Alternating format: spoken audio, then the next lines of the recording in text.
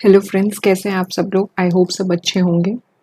Last class में हमने basically जो जो चीज़ें कवर की थी हम एक बार रिव्यू कर लेते हैं, फिर आगे अपना टॉपिक में प्रोसीड करते हैं चैप्टर 1 के। तो हमने लास्ट क्लास में बेसिकली ये देखा था कि auditing and assurance standards board का क्या रोल रहता है। ठीक है, IAASB ने जैसे उसे बनाया है, आई ठीक है, और IAASB को IFAC ने बनाया है, इस बारे में हम लोग ने बातें की थी। फिर auditing and assurance standards board basically क्या क्या चीज़ें देखता है, क्या उसके ऑब्जेक्टिव्स हैं, वो कवर किए थे। इसके अलावा स्पेसिफिकली उसकी हिस्ट्री भी पढ़ी थी कि कैसे वो ओरिजिनेट हुआ, कब किस ईयर में बेसिकली वो ये कमिटी बनाई गई थी, फॉर्मुलेट किया गया था, और उसके बाद में उसका नाम क्या चेंज किया गया। ठीक है, और जैसे APC था पहले नाम, ऑडिटिंग प्रैक्टिसेस कमिटी करके, और फिर वो auditing and assurance standards board बन गया, तो ये नॉमेनक्लेचर था। अच्छा, इसके अलावा मैंने आपको ये आइडिया दिया था कि हमें जो अपने ऑडिट में कुछ कुछ चीज़ें कवर करनी है, एसेज, SREs, SAE, SRS, जो हम अपने लेक्चर्स में कवर करेंगे, क्योंकि वो डिटेल में है। उसको अगर अभी देख लेंगे तो फिर काफ़ी टाइम इसमें चला जाएगा और पूरा चैप्टर कंप्लीट नहीं हो पाएगा। ठीक। अच्छा, इसके अलावा मैंने आपको ये भी बताया था, पूरा स्ट्रक्चर एक्सप्लेन किया था न्यू प्रीफेज के हिसाब से कि AASB के बेसिकली क्या क्या चीज़ें कवर होती हैं AASB में, क्या स्कोप है उसका, और उसमें कौन कौन से स्टैंडर्ड्स कवर होंगे। एसेज भी होंगे, SQC जैसे स्टैंडर्ड्स क्वालिटी कंट्रोल के होते हैं, रिव्यू एंगेजमेंट्स के होते हैं, अश्योरेंस एंगेजमेंट के होते हैं, रिलेटेड सर्विसेज के होते हैं, तो ये सब इसमें कवर होंगे। ठीक। फिर गाइडेंस नोट पढ़ा था कि गाइडेंस नोट क्या होता है। ठीक है, जैसे जितने भी प्रोफेशनल वर्क में कोई भी तरह का मेंबर्स को, इंस्टीट्यूट के मेंबर्स को अगर किसी भी तरह का बेनिफिट देने के लिए, उनको हेल्प करने के लिए, ताकि उनको कोई भी दिक्कत ना आए, वो वर्क कैरी आउट करते टाइम कोई डिफिकल्टी ना आए, तब गाइडेंस नोट इशू किए जाते हैं। ठीक है, उसकी एक अलग से हैंडबुक आती है। क्वालिटीज ऑफ ऑडिटर बताई थी मैंने आपको कि क्या क्या होना चाहिए उसके अंदर, जैसे tact, caution, firmness, good temper, integrity, discretion, ये सब तो है, बेसिक चीजें हैं, ये तो होनी ही होनी चाहिए। लेकिन एक अगर अच्छा बिजनेसमैन है तो वो एक अच्छे ऑडिटर में भी कंट्रीब्यूट करेगा। ठीक है, और थ्योरेटिकल नॉलेज होना सिर्फ जरूरी नहीं है, उसके साथ प्रैक्टिकल नॉलेज भी होना जरूरी है। वो रिव्यू तो करे फाइनेंशियल स्टेटमेंट्स को, लेकिन आसपास के अपने एनवायरनमेंट को भी देखे रिव्यू करते टाइम, फिजिकल इंस्पेक्शन भी करे, तभी उसका ऑडिट कंप्लीट माना जाएगा। ठीक है, तभी वो ट्रू एंड फेयर व्यू दे पाएगा। इसके अलावा मैंने आपको ये बताया था, अब ये जो टॉपिक है ना हमारा, elements of a system of quality control, यहीं से हमें स्टार्ट करना था। और ये टॉपिक ऐसा है, इसमें जो है हमने ये अभी डिस्कस नहीं किया है। मैंने आपको बता दिया है ज़रूर कि इसमें ये चीज़ें कवर होनी है, ये एलिमेंट्स हैं। मतलब किसी फर्म के क्वालिटी कंट्रोल सिस्टम में पॉलिसीज होनी चाहिए, प्रोसीजर्स होनी चाहिए, उसमें क्या क्या एलिमेंट्स होने चाहिए। मतलब पॉलिसी के अंदर, जैसे कोई पॉलिसी बनाई किसी फर्म ने, तो उस पॉलिसी के अंदर क्या क्या एलिमेंट्स होने चाहिए, उस बारे में बात हो रही है यहाँ पे। ठीक है, तो ये अभी हम लोग देख लेते हैं। सबसे पहला जो है इसमें वो है leadership responsibilities for quality with in the firm. अच्छा, ये क्या बोलता है। अब इसमें एक दूसरे ऐसे को कोट किया है। अभी हम लोग ने ऐसे 200 का रेफरेंस देखा था चैप्टर के शुरुआत में, यहाँ पे ऐसे 200 कोट हो रहा है। ठीक है, ऐसे 200 है quality control for an audit of financial statements. किसी भी फाइनेंशियल स्टेटमेंट्स यानी कि balance sheet, PL, cash flow, जो हम समझते हैं, जो हम इंटरप्रेट करते हैं, उसका ऑडिट करते टाइम क्या क्या क्वालिटी कंट्रोल मेजर्स लेनी चाहिए ताकि ऑडिट इफेक्टिवली कैरी आउट हो जाए। ऑडिट में क्वालिटी ज़्यादा दिखे, क्वांटिटी भले ही कवर नहीं हो रही है, बहुत एनलार्ज्ड वे में नहीं हो रहा है, सैम्पलिंग वे में हो रहा है, लेकिन क्वालिटेटिव ऑडिट होना चाहिए। तो उस पे ये ऐसे बेस्ड है। ठीक है। और इस ऐसे का रेफरेंस यहाँ पे इसलिए दिया गया है क्योंकि हमारी बात जो हो रही है वो क्वालिटी ऑडिट पे हो रही है। तो क्वालिटी ऑडिट बेसिकली क्या है, क्या चाहता है, हमारा ये टॉपिक, हमारा ये चैप्टर, ये हम देखेंगे। ठीक है। तो इसमें बेसिकली क्या रेफरेंस दिया गया है, पहले तो कुछ टर्म्स यूज किए गए हैं। Engagement partner, audit engagement. ठीक है। अगर हम इस टॉपिक को स्टार्ट करने से पहले एक बार ये देख लें कि एंगेजमेंट पार्टनर और ऑडिट एंगेजमेंट क्या होता है। ठीक है। तो अगर हम पहले बात करें इस पर्टिकुलर टॉपिक पे, मतलब इस पर्टिकुलर टर्म पे बेसिकली, एक तो ये एंगेजमेंट पार्टनर क्या होता है और ऑडिट एंगेजमेंट क्या होती है यहाँ पे जो मेंशन्ड है। ठीक। तो ऑडिट एंगेजमेंट का मतलब होता है, अगर जैसे कोई भी ऑडिटर ऑडिट स्टार्ट करता है, ठीक है, तो स्टार्ट करने से पहले वो अपना अपॉइंटमेंट एक्सेप्ट करता है। ऑब्जेक्टिव्स और स्कोप लिखे रहते हैं, उसमें उसकी रिस्पॉन्सिबिलिटीज लिखी रहती हैं। उस डॉक्यूमेंट को साइन करने के बाद वो कंफर्म करता है कि मैंने इस कंपनी का ऑडिट एक्सेप्ट कर लिया है। That is audit engagement letter. तो ऑडिट एंगेजमेंट के लेटर के रूप में ऑडिटर ऑडिट करने को कंफर्म करता है किसी भी पर्टिकुलर एंटिटी का, ऑर्गेनाइजेशन का। ठीक। ऑडिट एंगेजमेंट स्पेसिफिकली अगर लेमैन लैंग्वेज में बोला जाए तो ऑडिट एंगेजमेंट मतलब ऑडिटर जब कोई ऑडिट परफॉर्म करता है तो दैट इज ऑडिट एंगेजमेंट। जब वो ऑडिटिंग सर्विसेज प्रोवाइड करता है तो that is audit engagement. Engagement partner मतलब एक पर्टिकुलर ऑडिट फर्म है, 3-4 सीएस की, उन्हें एबीसीएन कंपनी का ऑडिटर बनाया गया। तो उसमें से जो पार्टनर्स रिस्पॉन्सिबल हैं उस कंपनी के ऑडिट के लिए, मान लीजिए 4 पार्टनर्स हैं लेकिन 2 पार्टनर्स रिस्पॉन्सिबल हैं, 2 को अपॉइंट किया गया है, चारों को अपॉइंट नहीं किया है। तो उस फर्म के बिहाफ पे, जो उस फर्म के बिहाफ पे वो जो 2 ऑडिटर्स हैं, जो 2 सीएस हैं जो ऑडिट कर रहे हैं, वो एंगेजमेंट पार्टनर्स हैं। वो क्या बोलेंगे उन्हें? एंगेजमेंट पार्टनर्स, क्योंकि वो ऑडिट एंगेजमेंट के लिए रिस्पॉन्सिबल हैं। उन्हें एंगेज कर दिया है, उन्हें एक काम के लिए असाइन कर दिया गया है। ऑडिट एंगेजमेंट के लिए उन्हें रिस्पॉन्सिबिलिटी दी गई है, इसीलिए वो एंगेजमेंट पार्टनर कहलाए जाएंगे। ठीक। ये है इसका मीनिंग। अब आते हैं हम लोग कि ये पर्टिकुलर हमारा हेडिंग क्या बोलती है, leadership responsibilities for quality on audits. अच्छा, क्वालिटी ऑडिट करने से पहले एंगेजमेंट पार्टनर को क्या क्या चीजें ध्यान में रखनी पड़ेंगी, इस बारे में बात हो रही है। एक ऑडिट एंगेजमेंट कैरी आउट करते टाइम एंगेजमेंट पार्टनर को और जो उसके साथ दूसरे मेंबर्स होंगे एंगेजमेंट टीम के, जो पर्टिकुलर टीम बनेगी ना, जिसमें हो सकता है 2-3 और प्रोफेशनल्स हों, ठीक है, और अकाउंटिंग स्टाफ हो, आर्टिकल्स हो, पेड स्टाफ हो, ये सब पूरी उसकी टीम बनाएंगे। ठीक। और एंगेजमेंट पार्टनर उसे हेड करेगा, उसे लीड करेगा। तो अब क्वालिटी ऑडिट में अगर हम बात करें तो क्या क्या चीज़ें इंपॉर्टेंट कंसिडर की जाती हैं। सबसे पहले तो अगर एंगेजमेंट पार्टनर ऑडिट कर रहा है, ठीक है, उसने लेटर में एक्सेप्टेंस दे दी, अब उसे अपना ऑडिट करना है शुरू, तो सबसे पहले तो वो ये देखे कि स्टैंडर्ड्स के हिसाब से काम हो, चाहे वो ऑडिट्स के स्टैंडर्ड्स हो, चाहे वो अकाउंटिंग स्टैंडर्ड्स हो। फर्म की जो पॉलिसीज हैं उस पर्टिकुलर फर्म की, चाहे वो एंटिटी कोई भी हो, फर्म हो, प्रोप्राइटरशिप हो, लो लेवल से स्मॉल साइज से लेके मीडियम साइज, बिग साइज की बात भी करें, तो उसमें जैसे भी एंटिटी का साइज हो उसकी पॉलिसीज और प्रोसीजर्स को देख के ही ऑडिट किया जाए, क्वालिटी ऑडिट। उसके बाद रिपोर्ट्स जो इशू करेगा वो एंगेजमेंट पार्टनर, वो हर एक सिचुएशन में एप्रोप्रिएट हो।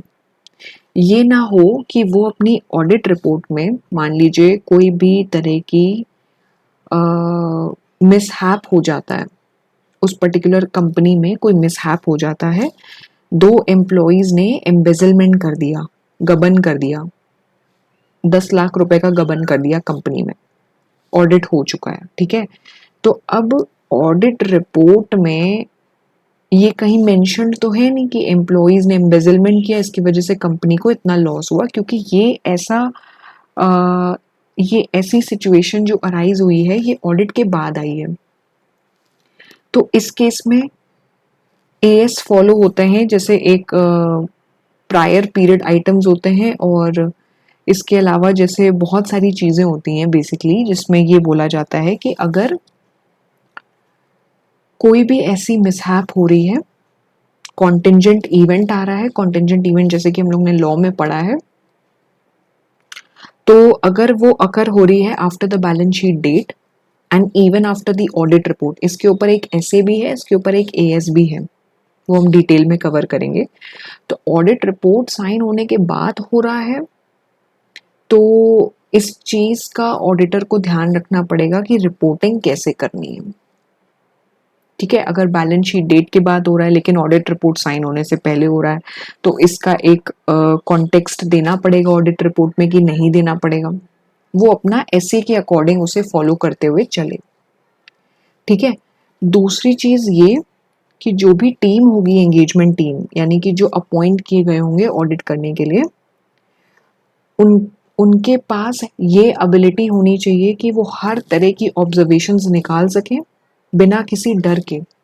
अच्छा, कई बार ऐसा होता है ना, क्लाइंट्स दबाने की कोशिश करते हैं आर्टिकल्स जैसे ऑडिट करने जाते हैं, तो वो कहते हैं कि आप छोटी से छोटी, जैसे अगर कोई वाउचर से रिलेटेड भी अगर वो कोई एरर या डिस्क्रिपेंसी देख रहे हैं और वो उन्हें बता रहे हैं, तो क्लाइंट उसे ओवरलुक कर जाता है, कहता है ये तो हमारे यहाँ कस्टम चला आ रहा है और हम तो ऐसे ही अकाउंटिंग करते हैं। तो उससे आर्टिकल्स को डरने की ज़रूरत नहीं है, बिना किसी फियर के ऑब्जर्वेशंस नोट करें। क्लाइंट अगर उसका सही रिस्पॉन्स नहीं दे रहा है तो उसकी रिपोर्टिंग अपनी एंगेजमेंट पार्टनर को बताई जाए, फिर वो अपना एक्शन लेंगे जैसे कि लेंगे। तो ये होता है क्वालिटी ऑडिट। मतलब ये नहीं कि आपको अगर क्लाइंट ने कन्विंस कर लिया कि ये हमारी प्रैक्टिस चली आ रही है, हम ऐसे ही करते हैं अकाउंटिंग, ठीक है, उनकी अलग पॉलिसीज होंगी, उन पॉलिसीज को रिस्पेक्टफुली फॉलो करके ही ऑडिट होगा। लेकिन अगर कोई डिस्क्रिपेंसी दिख रही है और वो सही नहीं है ऑर्गेनाइजेशन के लिए, तो उस केस में उस पर्टिकुलर जो भी आर्टिकल ऑडिट कर रहा होगा उसे अपने बॉस से या फिर अपने सीनियर से डिस्कस करके ही आगे बढ़ना चाहिए। फियर में रहते हुए, ये सोचते हुए कि हम ऑब्जर्वेशन नोट ही ना करें, तो ये गलत डिसीजन है, ठीक है। ऑब्जर्वेशन ज़रूर अच्छे से नोट करके डिस्कस करनी चाहिए। क्लाइंट अगर उसका सही रिस्पॉन्स नहीं दे रहा है तो वो ऑडिट रिपोर्ट में उस चीज़ का रेफरेंस दे दिया जाएगा, ठीक। तो ये है क्वालिटी ऑडिट का बेसिकली जो इसमें लिखा हुआ है, वो क्वालिटी ऑडिट के कुछ हम लोग कह सकते हैं पॉइंट्स हैं जो हमें ध्यान में रखने होंगे ऑडिट करते टाइम, कि ये सब चीज़ें पहले हम ध्यान में रख लें तो हम क्वालिटी ऑडिट कर पाएंगे। और इसके अलावा इसमें क्या पॉइंट है, इसके अलावा है the fact that quality is essential in performing audit engagement. किसी भी चीज़ में अगर आप क्वालिटी, जैसे ऑडिट हो रहा है या किसी भी प्रोडक्ट का मैन्युफैक्चरिंग हो रही है, तो उसकी क्वालिटी आप कैसे टेस्टिफाई करोगे, तो वो टेस्ट ऐसे होगा जब उसमें कोई पर्टिकुलर इंस्टीट्यूशन का मार्क स्पेसिफाइड होगा तो उसके क्वालिटी स्टैंडर्ड्स बढ़ जाएंगे। जैसे आईएसआई मार्क होता है, जैसे एग्रो मार्क होता है फूड प्रोडक्ट्स में, इलेक्ट्रॉनिक्स में आईएसआई करके कोई मार्क होता है स्पेसिफिकली, तो उससे उनके क्वालिटी स्टैंडर्ड्स बढ़ते हैं। और इसके अलावा क्या लिखा है इसमें, इसके अलावा एंगेजमेंट पार्टनर की डेफिनेशन दी है जो कि हम लोग डिस्कस कर चुके हैं अभी। जो रिस्पॉन्सिबल होता है ऑडिट एंगेजमेंट के लिए, परफॉर्मेंस के लिए फर्म के बिहाफ पे, वो एंगेजमेंट पार्टनर हो गया।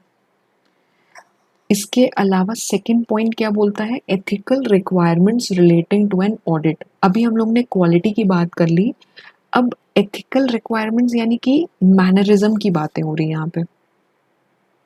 क्या क्या मैनर फॉलो करके रूल्स एंड रेगुलेशंस फॉलो करते हुए, कोई अगर कोड ऑफ कंडक्ट है तो उसे फॉलो करते हुए ऑडिट करना है। तो उसमें कुछ टर्म्स यूज हुए हैं, यहाँ पे कुछ प्रिंसिपल्स यूज हुए हैं एथिक्स के। अच्छा, अपने ऑडिट में एक चैप्टर भी है प्रोफेशनल एथिक्स करके, जो सीए फाइनल में आप लोग पढ़ेंगे, ठीक है। तो ऑडिट करने से पहले वो प्रोफेशनल एथिक्स का पूरा एक चैप्टर है, वो तो हम लोग स्टडी करेंगे फाइनल में, लेकिन अभी एक ब्रीफ आइडिया ले रहे हैं। ब्रीफ आइडिया एज इन किस चीज को लेके, कुछ प्रिंसिपल्स को लेके जो कि ऑडिटर को एथिक्स कंसिडर करते हुए ध्यान रखना होगा। प्रोफेशनल एथिक्स में आते हैं ये कुछ प्रिंसिपल्स, जैसे कि यहाँ पे जो मेंशन्ड है वो है integrity, objectivity, professional competence, due care, confidentiality, professional behaviour. Confidentiality ये कि अगर क्लाइंट से कुछ डिस्कशन चल रहा है, अपनी ऑब्जर्वेशंस हम नोट कर रहे हैं, क्लाइंट की कोई भी इंफॉर्मेशन हम बाहर डिस्क्लोज नहीं करेंगे किसी और क्लाइंट को, या किसी और सीए से जैसे डिस्कस कर लिया तो वो चीज नहीं करेंगे। Professional competence and due care. Due care यानी कि एक्स्ट्रा विजिलेंट होके काम करना पड़ेगा, ताकि कोई भी मिसस्टेटमेंट, अब पूरी तरह से तो रिस्क जीरो नहीं हो सकता है, लेकिन हम पूरी कोशिश कर सकते हैं कि हम हर एक ऑब्जर्वेशंस को केटर करके उसको रिजॉल्व करवाएं, उसको रेक्टिफाई कराएं और क्लाइंट से डिस्कस करें, क्लाइंट से अच्छा कम्युनिकेशन रखें। इसके अलावा जैसे इसमें एक पार्ट हो गया इंटेग्रिटी का और एक हो गया ऑब्जेक्टिविटी का। तो इसका क्या मतलब है? तो अगर हम बात करें इसमें इंटेग्रिटी और ऑब्जेक्टिविटी की, तो ऑब्जेक्टिविटी का मतलब इम्पार्शियल होना चाहिए, बायस नहीं होना चाहिए डिसीजन देते टाइम। अब ये सोचे कि मैं ऑडिटर है, जैसे सीए है, उसके किसी रिलेटिव की बहुत बड़ी कंपनी है और उस कंपनी का वो ऑडिट कर रहा है। अब वो उसके मान लीजिए मामा ही हैं सगे, और वो उसको डिस्क्रिपेंसीज दिख भी रही है लेकिन वो उसे हाइड कर रहा है, डिस्क्लोज नहीं कर रहा है, वो इम्पार्शियल हो रहा है। तो ऑब्जेक्टिविटी लैक कहीं से भी नहीं होनी चाहिए ऑडिट करते टाइम। आप ऑडिट कर रहे हैं ना, तो उस टाइम पे आप अपने रिलेशंस को भूल जाइए, प्रोफेशनल बिहेवियर दिखाइए। बीइंग अ प्रोफेशनल आपको कैसे एक्ट करना चाहिए, वैसे आपको एक्ट करना होगा। फिर उस टाइम पे आप रिलेशंस नहीं देखोगे, क्लियर हेडेडनेस और फेयरनेस के साथ काम करना होगा। इंटेग्रिटी मतलब ऑनेस्ट रहना, अपनी डीलिंग्स में, अपने कम्युनिकेशंस में ऑनेस्टी रखना, that is being having integrity, ठीक है। प्रोफेशनल बिहेवियर मतलब ऐसा आपको बिहेव करना है क्लाइंट से, जैसे आपको बहुत ज़्यादा इनफॉर्मल भी नहीं होना है बात करते टाइम, हाँ लेकिन बहुत ज़्यादा फॉर्मल भी आप हो जाओगे तो हो सकता है क्लाइंट आपको बताने में हेजिटेट करे। तो आपको एक ऐसा बैलेंस सेट करना है अपने कम्युनिकेशन में कि आपको क्लाइंट की बातें भी पता चलती रहें, क्लाइंट भी आपके साथ कंफर्टेबल हो जाए और आप अपनी रिपोर्टिंग आराम से करते रहें, लेकिन वो सही रिपोर्टिंग होनी चाहिए, ठीक है। अब इसमें दो चीजें मेंशन्ड हैं, एक तो ये कि स्टैंडर्ड्स ऑन क्वालिटी कंट्रोल जो है ना, एसक्यूसी, ये रिस्पॉन्सिबिलिटीज बताते हैं फर्म के लिए कि क्या क्या पॉलिसीज प्रोसीजर्स फॉलो होने चाहिए। तो जब हम SQC1 पढ़ेंगे तो वो हम डिटेल में उसे कवर कर लेंगे। रही बात SA220 की, तो इसमें एंगेजमेंट पार्टनर की रिस्पॉन्सिबिलिटीज होती हैं, जिसको ऑडिट असाइन किया गया है कि ऑडिट करना कैसे है, एंगेजमेंट टीम को कैसे अपने साथ रखते हुए चलना है, उनकी भी ऑब्जर्वेशंस, उनकी भी बातें कंसिडर करनी है, ठीक है। तो ये सब बात की बातें हैं, लेकिन मेन चीज़ है क्या क्या प्रोफेशनल एथिक्स फॉलो होने चाहिए ऑडिट करते टाइम, वो ये 5 फैक्टर्स हैं जो कंसिडर करने चाहिए। इसके अलावा किस बारे में बात की है? Independence of auditor. अच्छा, ऑडिट करते टाइम क्योंकि ऑडिटर अकाउंटिंग नहीं करता है, जो अकाउंट्स बने होते हैं उन्हें एग्जामिन करता है, ठीक है। तो इंडिपेंडेंस फॉलो करना बहुत ज़रूरी है। एक तो कोड ऑफ एथिक्स तो है ही। इंडिपेंडेंस का मतलब ये हुआ कि ऐसा स्टेट ऑफ माइंड, ऐसा माइंड आपका उस पर्टिकुलर ऑडिटर का कि वो किसी से इन्फ्लुएंस नहीं हो रहा है, इंटेग्रिटी के साथ चल रहा है, ऑनेस्टी के साथ, बायसनेस नहीं कर रहा है एंड प्रोफेशनल स्केप्टिसिज्म फॉलो कर रहा है। अच्छा, अब ये टर्म क्या बोलता है ये भी देख। प्रोफेशनल स्केप्टिसिज्म जो है वो बहुत ही अच्छी क्वालिटी होती है ऑडिटर के अंदर। उसमें बेसिकली क्या होता है ना, ऑडिटर का क्वेश्चनिंग वाला जो माइंड है ना वो जाग जाता है, और उसे कहीं भी अगर कोई भी एरर दिखेगा, मिसस्टेटमेंट दिखेगी, जरा सा भी उसको फ्रॉड अगर नजर आएगा, या उसे बहुत सीरियस सा, बहुत क्रिटिकल सा ऑडिट एविडेंस मिल रहा है, उसे ऐसा लग रहा है कि यहाँ पॉसिबिलिटी है एरर की या फ्रॉड की, तो वो क्वेश्चनिंग माइंड उसका चालू हो जाएगा। उसे बोलते हैं प्रोफेशनल स्केप्टिसिज्म। और ये वर्ड ऐसा है कि ये वर्ड आप लोग अपने एग्जाम में लिखते टाइम, आंसर्स लिखते टाइम इसे जरूर यूज करिएगा। ठीक है, ये बहुत इंपॉर्टेंट है और ये ऐसा वर्ड है कि ये आप ज़रूर यूज़ करिएगा अपने आंसर्स में लिखते टाइम। इंटेग्रिटी, ऑब्जेक्टिविटी, ये तो फिर भी आपने सुने होंगे, लेकिन प्रोफेशनल स्केप्टिसिज्म ये ऑडिटर की बेस्ट क्वालिटी होती है। तो ऑडिटर माइंड से कैसा हो कि वो कोई भी उसे इन्फ्लुएंस ना कर पाए, कोई भी अफेक्ट ना कर पाए, वो ऐसे एक्ट करे बिल्कुल कि कोई भी उसके माइंड को चेंज ना कर पाए। अब क्लाइंट को जैसे वो बता रहा है, कोई कोई एरर्स बता रहा है, डिस्क्रिपेंसीज की क्या क्या चेंजेस होने हैं, फिर क्लाइंट बाद में उसको डोमिनेट करते हुए ये ना बोल पाए कि नहीं नहीं आपने तो गलत बताया है। तो उसकी होल्ड ऐसी होनी चाहिए, ऑडिटर की पावर ऐसी होनी चाहिए कि जैसे वो बोल दे कि आपने ये गलती करी, आप इसे सुधारिए, और क्लाइंट मान जाए। ये लेवल ऑफ इंडिपेंडेंस होना चाहिए। एक तो हो गया independence of mind. Independence in appearance क्या होता है, जैसे the avoidance of facts and circumstances that are so significant that a third party would reasonably conclude an auditor's integrity, objectivity or professional skepticism had been compromised।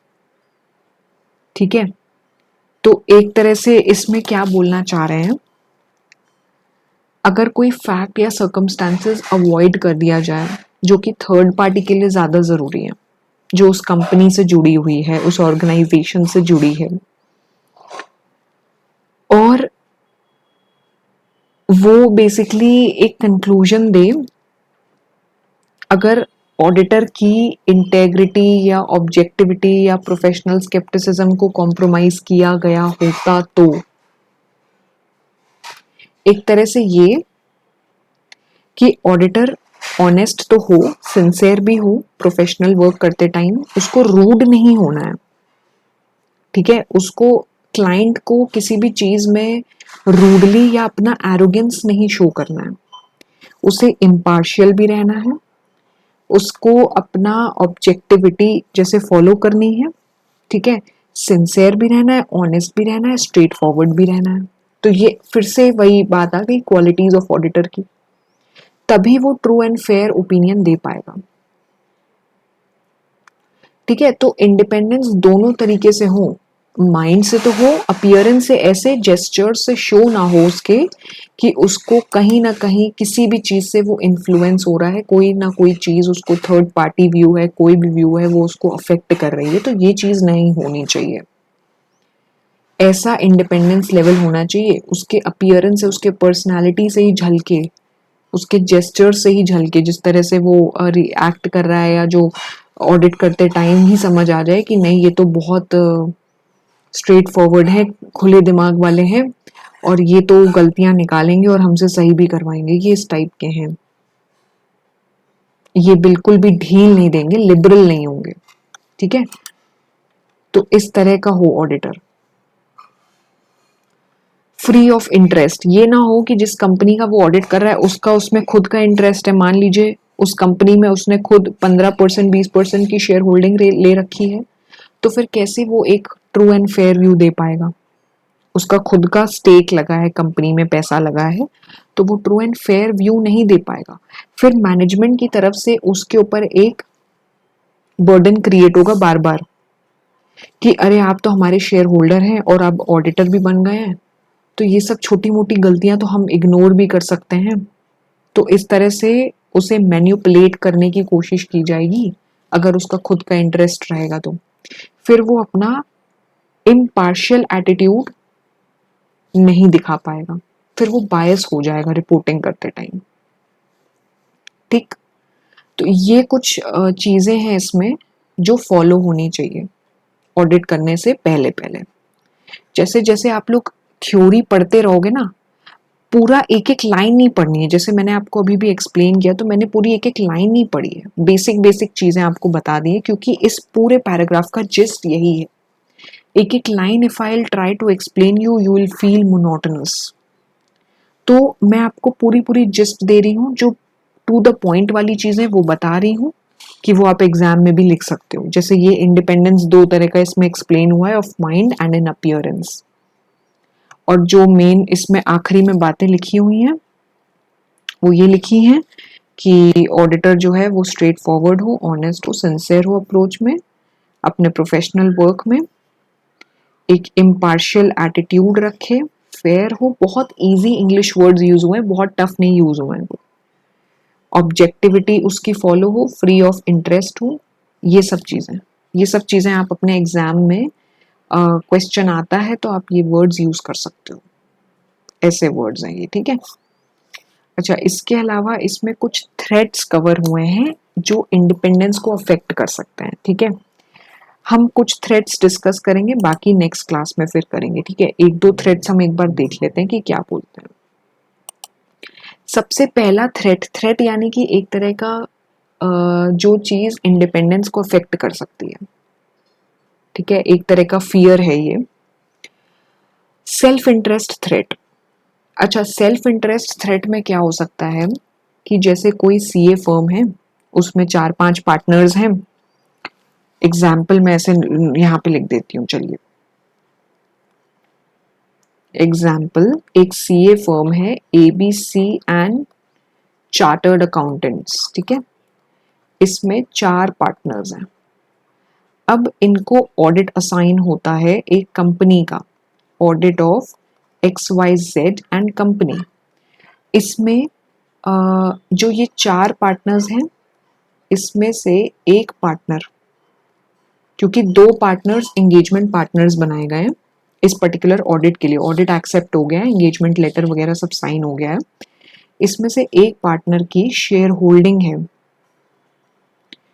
Holding है XYZ में 25% की, और इसको auditor भी बना दिया गया। तो ये है self interest threat. Financial interest आ गया कंपनी में। अब क्लाइंट दबाव बनाने की कोशिश करेगा, फीस भी नहीं देगा प्रॉपरली, प्लस ये भी कहेगा कि जो भी डिस्क्रिपेंसीज हैं वो आप जाने दीजिए, क्योंकि आप खुद ही शेयर होल्डर हैं कंपनी के, खुद आपका स्टेक जुड़ा है, तो आपको तो पता ही है कंपनी के बारे में। तो ये एक रिलेशनशिप एस्टैब्लिश हो गया ना क्लाइंट का और सीए का, इस तरह से फाइनेंशियल वे में।